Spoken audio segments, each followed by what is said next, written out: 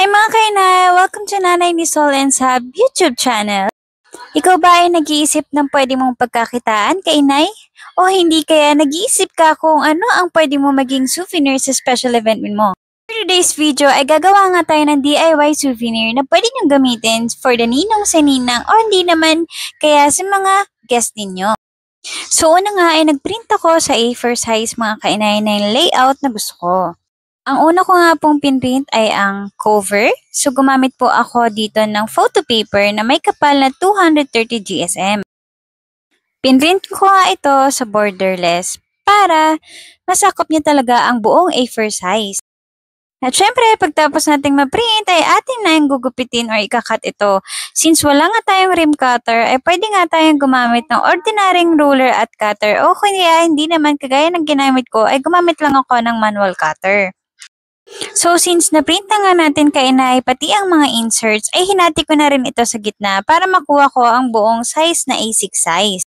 Ang ating ginawa nga po pala ay ang weekly planner, pero notepad style nga ang ginawa natin, na may cover nga lang ito and back cover. So, ganyan lang ang ginawa ko mga kainay. Kinat ko lang ito hanggang sa mahati ko isa-isa sa gitna ang mga disenyo. Since souvenir nga ito para sa mga ninong and ninang ng baptismal ng aking anak, ay naggumawa ako ng design ng personalized para sa mga ninong and ninang. Pagkatapos nga nating makat ito kainay, ay pinantay-pantay nga natin ito para malagyan na natin ng padding glue. So hindi ko na nga na-videohan kung paano ako nag-apply ng padding glue, pero mag-upload na lang ako ng separate video ng paggamit ng padding glue.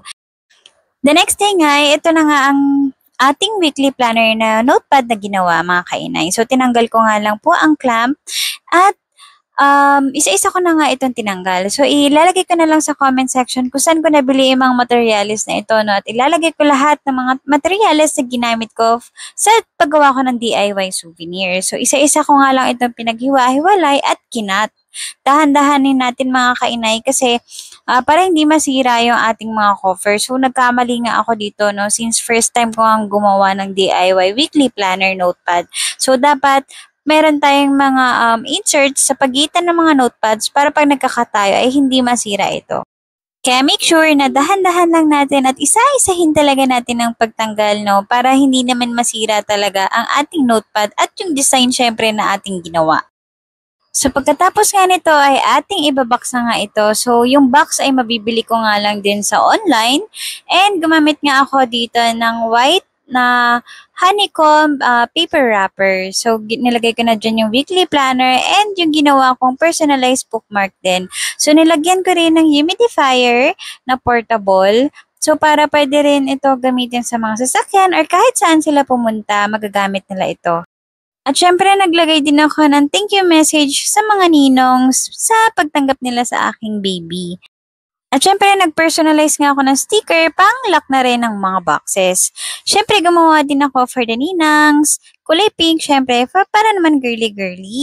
So, same lang naman yan ang laman sa loob mga kainay. Pwedeng-pwede mong i-personalize kung ano ang prefer mong ilagay sa loob ng DIY souvenir box na ibibigay mo kainay.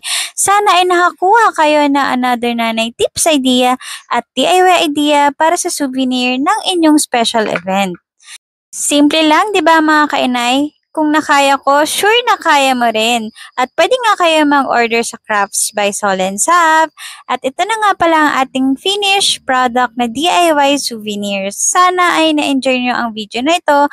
Like, follow, and subscribe nyo na nga rin po kami mga kainay. Ayun lamang po. Maraming salamat po kainay.